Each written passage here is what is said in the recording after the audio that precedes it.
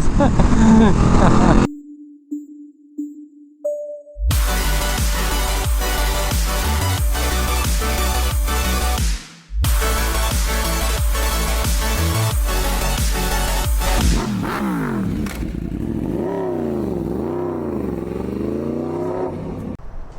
Okay, I gotta welcome the people, but welcome back to the channel, you guys. This time we're on the SuperDuke, but we have my buddy SuperDuke that he finally got. I got mine tuning. He's like, he needs his done too, because it's a 90-day difference. So Troy from Brent Tuning, check him out, link in the description. Transformed the bike completely. Everyone is like, blah blah blah, you complain about these bikes being so slow, you should get the PEC-TAC, what is it called? Tech Pack. I don't know why I keep forgetting the name of this thing. It's too funny. I think I made fun of it so much, so I was like, I never know what the right name is anymore. But this one has a Tech Pack. Mine does not. Everyone's saying, blaming that, like, oh, because I don't have that, that's why my bike feels slower. So, and people are saying there's track mode, blah blah blah. So first of all, how do we change the modes? I forgot. Okay, I see. So let's go back. Okay, trip and data doesn't matter. Ride mode, yeah. So there is street, sport, performance, and track, and apparently the track mode is the fastest one. See, in track mode, you have all these other stuff. Oh God, I can't imagine how this is gonna be. Let's see. Do you want anti-wheelie? Off. Just turn it off. Launch control off. So okay, so that's what people are telling me to do pretty much. And then you have, he got heated grips, which won't work for me because I replaced grips. ABS mode, MTC, which we both have, and the quick shifter, which I don't have. So same thing. Mine is the same. Mine is on super mode as well. Traction control, we're turning off the traction control, right? Yeah, MTC off. You gotta press and hold the MTC. Okay, so let's go motorcycle. But I think I don't need to do this because it's in track mode and it says wheelie off, right? I have no idea, but release button. So now traction control is off on both of them. But yeah, suspension is pretty much the same. You have the dive thing. What is that? Anti-dive. Okay, and that's pretty much it. So pretty much if I want to get the PEC-TAC and all that, the main thing is, oh yeah, isn't that a different screen now? Well, this is just the white one. You have the night mode on. I can put this in night mode if I want to, but it's just the bottom. I think, yeah, it added like more stuff in the bottom. That's pretty much it. He already has 5,000 miles on this thing. That's crazy. I have 949, almost 1,000. So now we're gonna see. He never rode in track mode before, and he said previously it felt the same. Yeah. With these two, because they pretty much both just have slip-ons, got tuned. Other than that, they're all visual mods. So now we're gonna figure out if he's gonna notice a difference. And actually, let's go to the gas station kind of around here so you get a feel for it and get some gas, and then we'll head out from there. I'm most likely going to be getting the Tech Pack, simply because I do want the quick shifter. But of course, if he says the track mode is going to feel a lot faster and all that type of stuff, then you know that makes a big difference. Because a lot of people are like, oh, you think the KTM is slow because, you know, you don't have these settings. I personally don't think so. I do believe that the bike is very, very torquey, but it is, at the end of the day, it made 171 wheel horsepower on the dyno, which is not even comparable to a lot of my bikes, because most of my bikes are over 200, so that's 30 more to the wheel. Yeah, this bike has more torque than a lot of my bikes, except of course the H2 and the H2 R, but at the same time it's still, like, you know, lacking on the power. So it feels good. That's why I love this bike as a daily, because it feels amazing in the street. It sits high up, so it's very easy to throw around too. But yeah, it's just like, I don't think it's ever gonna be like as fast as some of my other bikes. That being said, I believe that I can take almost any bike off the line as long as it's not like stretched and stuff like that, because it does feel very good off the line. So yeah, this is gonna be exciting. Both of these SuperDukes look amazing. They both have like some pretty interesting parts and stuff like that. He does have the upgraded stabilizer. Mine is not, so mine is a lot more shaky. So yeah, I might be upgrading that as well at some point. Not 100% sure yet, but figure it out too.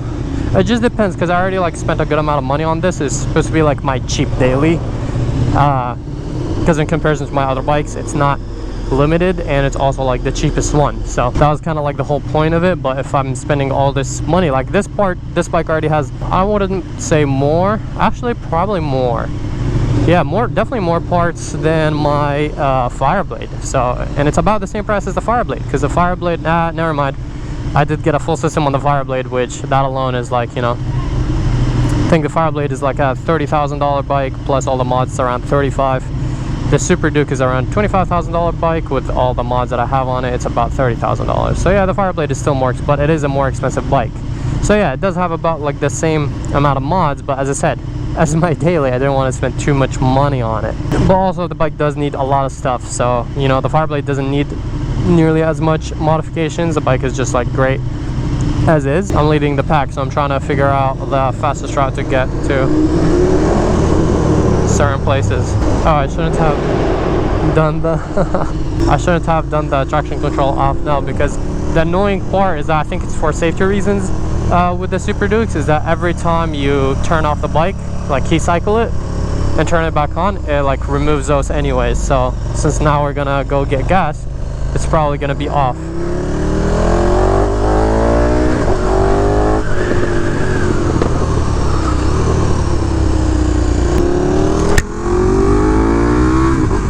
So yeah, since this is going to be like a very short ride just to the gas station, I want to see his initial reaction too with the track mode, since he never tried it, and see if he actually thinks there is a difference just from this little ride. And then we're going to go on the proper ride after. I love the pops from this tune. Yeah, I'm also very unsure about like doing the rest of the exhaust, because as I said, I want to make something aftermarket and just kind of like cut out the cat completely, which is going to make it very obnoxious. But as I said, first of all, it's going to be pricey since it is custom, just like what I've done with my Rush. Just for the link pipe, I think it was close to $1,000. So, you know, it's not going to be the cheapest mod to do for a daily. You know, the Rush is a unique bike, so I was like, it's worth it. And the Rush didn't sound as good. This bike already sounds like pretty decent for stock. So yeah, we'll see. As I said, like there's still a lot of stuff that this bike needs or I can get for it. It has such a like wide variance of like parts and stuff like that, so like it just depends on how crazy I want to go with it, because you guys know me, I can go pretty crazy with my builds and then make it very expensive. What it truly needs, yeah, see, yeah, like both his bike and my bike like don't have anything more than just like a simple slip-on, and they sound pretty decent. I mean, let me know down in the comments if you guys think they sound good or not. So yeah, I was saying what the bike really needs is a stabilizer. He got the upgraded stabilizer. Mine doesn't, and you guys have seen and mentioned it in my previous videos how like shaky this bike is. So that's the only thing that I'm like, okay, maybe I should get this for it. That and tech pack. Just these two alone are gonna be a little pricey. It is so hot today as well. It's like 90 degrees. I really want to find this gas cap in orange too. I think that'll be a really nice touch up, but I can't find it in orange. I found all type of other colors, just not orange.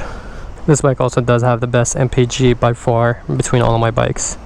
So as I said, perfect daily. It has a lot of torque, amazing for the streets. It sounds good but not obnoxious, so I won't get as much trouble with the cops. Best MPG, and it's just like, it's perfect up to like 100 to 120 miles per hour, which, you know, if you're just trying to cruise and stuff like that, that's plenty. 3.5, so I'm assuming oh, that's all the way up. The tank should be 4 gallons then, because I was pretty low. Okay, now let's go back to the settings. Yeah, see, it automatically turns it on, so I have to hold it, release button, and now it's off. So now it says traction control here is off, so it should theoretically pop wheelies. I'm pretty sure it does if the traction control is off, because I don't have a wheelie control like his. The track mode on that, all it does is give you more throttle sooner. That's all it does. Oh, so I twisted throttle barely, went straight up in the air, but okay, higher in the RPM, if I really wrap on it, it doesn't give you any additional power. Okay, it's just giving you power right off the hit. So if you like, we'll switch them real quick so you can just feel them real fast somewhere. I want you to feel it. You're going to start laughing. You're just going, this is stupid. Doesn't make any sense. So it's pretty much, it's not more torque or more power. It's just throttle response is... That's all it is. Throttle response is like way up there, which I would not going to track on something that is torquey in the first place. I like a smooth throttle delivery. Yeah, that's what I was saying. I was like, you don't want a jumpy throttle like that on the track. This is just smooth throttle response. That's all it is. Okay, maybe it was normal before the tune. Now that we have the tune, it feels probably like as good as that track mode. So since that one has a tune and then you put on track mode, it's like crazy, you know what I mean? I mean, it's possible, but I don't like that abrupt right off the rip. Yeah. Like they're augmenting the throttle a certain way I don't like. Yeah. The track mode. That's what I was saying. I was like, this one feels like really good and great, but there you guys have it. He rode it. Yeah. We had more power to put into it. I said, no, just leave it alone. There's too much already. Yeah. Traction control. Oh, it's even if I just like did the kill switch, it still like goes back on. But pretty much this bike is like, nope, don't do wheelies. AWC3, the highest level wheelie control. I think 1 is the lowest. So 1 is the highest wheelies. Yeah. And then 3 is like, okay. Yeah. So there you go. There you guys heard all the people that are telling me about the track mode and all that stuff. All it does is give you more throttle response. So it doesn't make the bike faster or anything. I'm still most likely gonna get that Tech or whatever Tech Pack, simply because I do want that quick shifter. Or actually, we'll see, because I might be able to unlock it without. So I don't really know. We're gonna figure it out. But as you heard him, like, it doesn't affect the power or the torque at all. Just like the power comes sooner, which, I mean, just being the right gear, and it's almost gonna be similar, you know.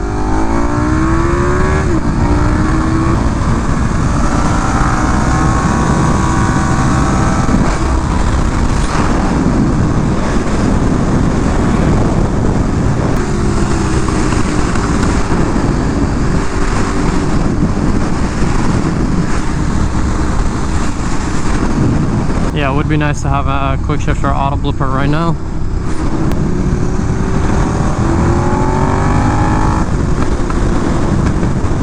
The pops sounds so good on this bike.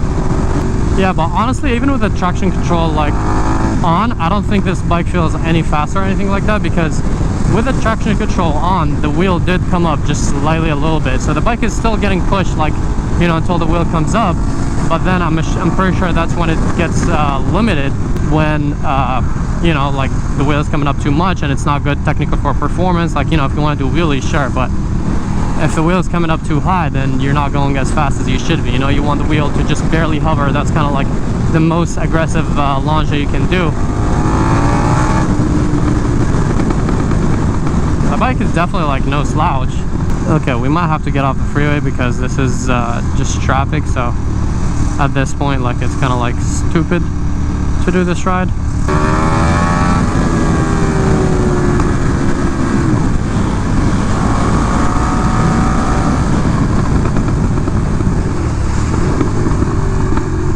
There's too much traffic, so we're gonna take like I don't know where I'm gonna go, just this for a round, then we'll try to go the same way.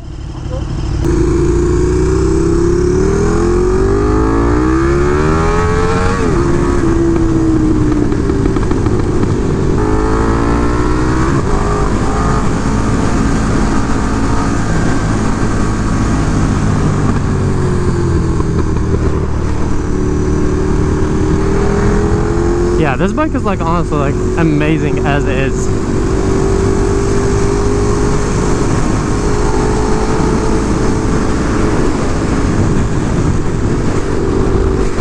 I do want the wheel to come up a little bit, but I don't want it to come up too much. I kind of felt it a little bit over there.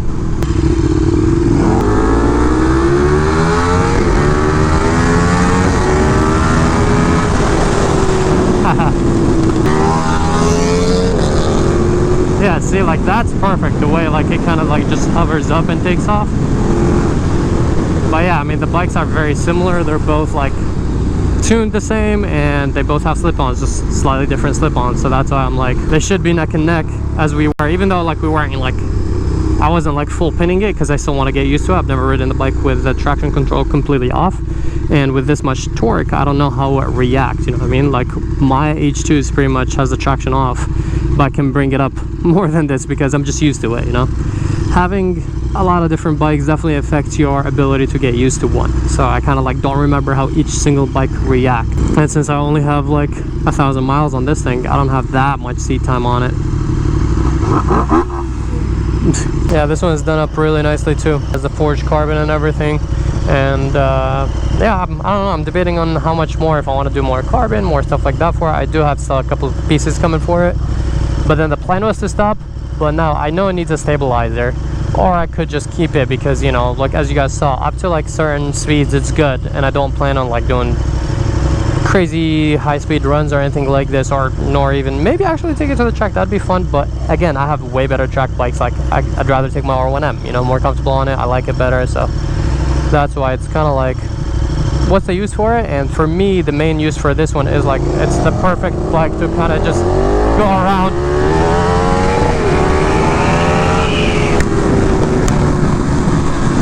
Yeah, the bike doesn't come up even with the traction control off. I think that's just, you know, traction control. It doesn't really affect your wheelies. So if I want to do wheelies, then I definitely need to get the tech pack. As you guys know, I'm not like a big wheelie guy. I don't really care too much. Oh, never mind. It does do it. I gave it a little bit more this time, and the bike did come up. I think if I'm just smooth with it, then it hovers. I almost thought it brought me back down, but nah, it definitely, it wanted to come up this time. As I said, I don't want to like push it too much because I'm unfamiliar with the power curve and everything, but the wheel sure came up a little bit higher than expected. I'm still not used to the also rev limiter being this low.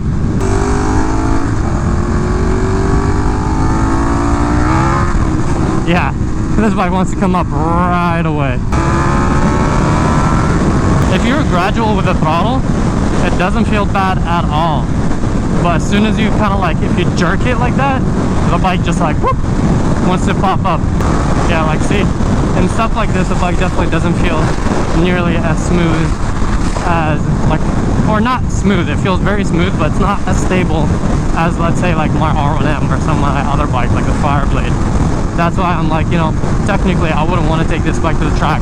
This would be a fun canyon bike for just kind of like taking it easy and stuff like that. You know, just a normal cruise, because most of the time I never like push really hard in the canyons, just because I've had too many people get hurt and stuff like that, so it's not really like worth it.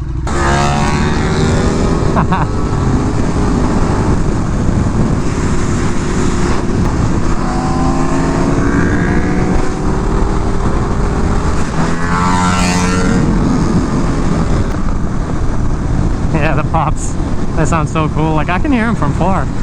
Sadly, there's not many twisties nearby where I live and all that. There's only so much we can do with this test, but like the bike feels amazing. I know just throwing the bike around and stuff like that, it feels really good.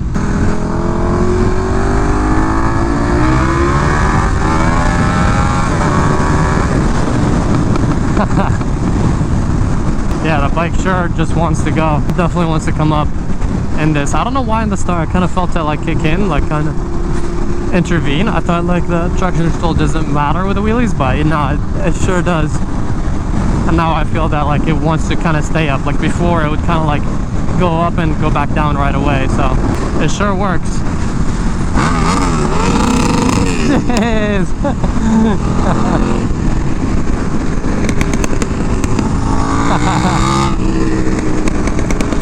It's also awesome that we're on the pretty much the exact same bike. They're both 2022s as well.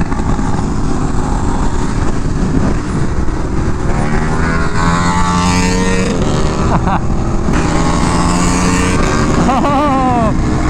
And the SuperDuke takes the Aprilia RSV4. Yeah, it's that instant torque, obviously up top. The Aprilia is gonna go flying by it, but not bad at all. No redemption for the Aprilia? No sir. Yeah, that torque, if you start from a lower speed, it's hard to beat this bike.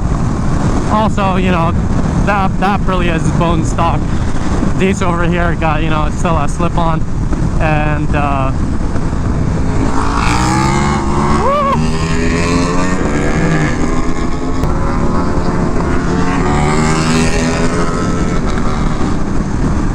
yeah, if the Aprilia gets like a good takeoff, it's pretty close. But with the extra torque of this one, if you start at lower speed, then it's hard to keep up with this at low speeds unless you're going really high up.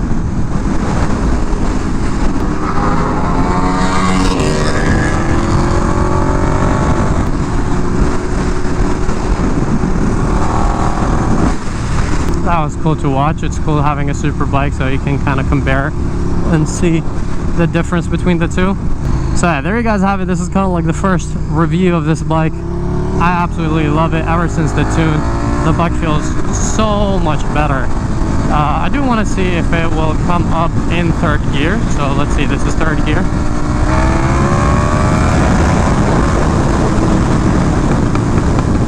That was almost full pin, and did it come up? So yeah, I guess if you have the tech pack and you do that, since the power comes more early and aggressively, then it'll come up. But that doesn't mean it's faster, just crazier throttle response, which is what I have on my H2.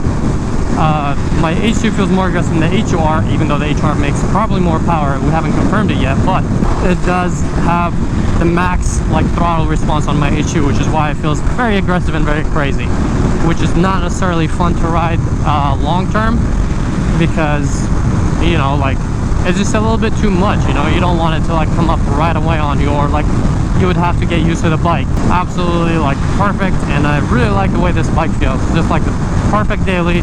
As you guys see, like it takes right off. We did a little pull, me and the other SuperDuke, and they're kind of neck and neck, because, you know, they're both pretty much the same setup and same year and everything. The only difference, I mean, we weren't really, or at least I wasn't really full pinning it, but like, you know, these bikes definitely. Okay, one more try. Let's try a little bit lower speed.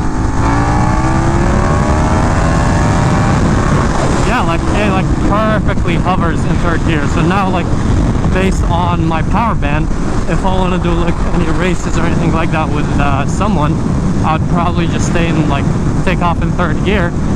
And the bike, the power band is right there because it's barely coming up the ground, and that's what you want in a race. Because if you come up too much, as I said, what the? Why is there a police car getting like towed? That's interesting.